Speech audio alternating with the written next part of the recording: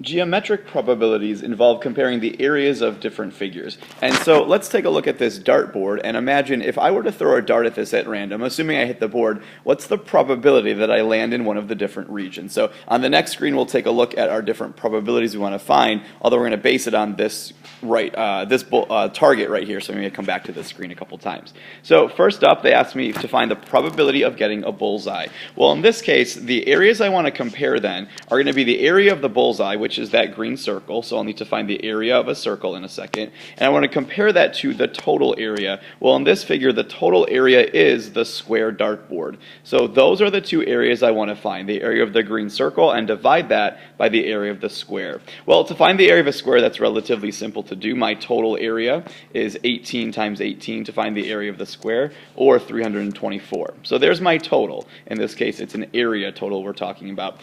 Next up, for the green circle, I need to remember that the area of a circle is pi times the radius squared. In this case, the radius is 3.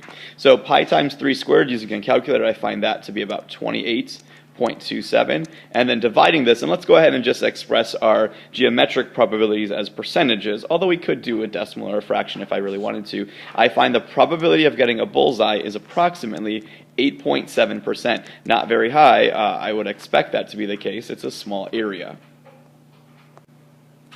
Next up, they asked me to find the probability of getting no points. So going back and looking at my bullseye then, or my target, I can see that no points is the black section. So I want to figure out what's the probability that I land out there. In other words, I want to know if I land inside of the square, but outside of the circle, so these little corner pieces. Well, you may recall from geometry that to find that, what I'm going to do is end up subtracting two areas. If I take the area of the square, which we already know, and then subtract off the area of that red circle, I should get the area of just what's left over, the little border pieces. So that's what I want to find for the top of this. The area I want is no points in this case. So I already know the area of the square from the last example. That was 324.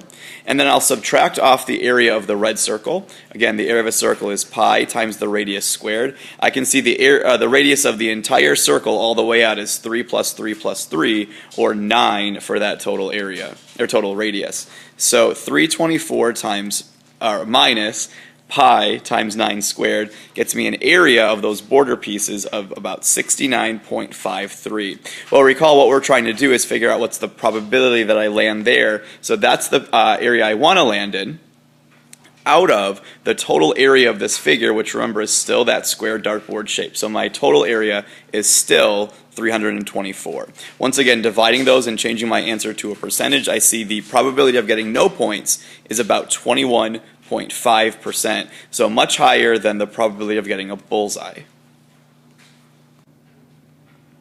Last up, I want to find the probability of landing in the yellow ring. So let's one more time take a look at our target and see what this looks like. So I want to figure out this yellow spot right here. That's where I want to land. I'm thinking this time, since it's a ring shape, I'm going to use a similar process to what I did last time. Let's find the area of this entire yellow circle, but then subtract off that green circle that's inside to get rid of that area. That should be the area of what I want. So again, my thinking is going to be, let's find the area of the yellow circle, and let's subtract off the area of the green circle on the inside to find the top of my fraction for my probability fraction. So the area of the green circle, or the yellow circle, is going to be 6 squared times pi. It would have a radius of 6 if you look back on there.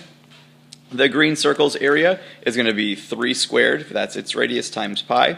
And once again, using a calculator to find that area, I come up with an area for the yellow ring of about 84.82.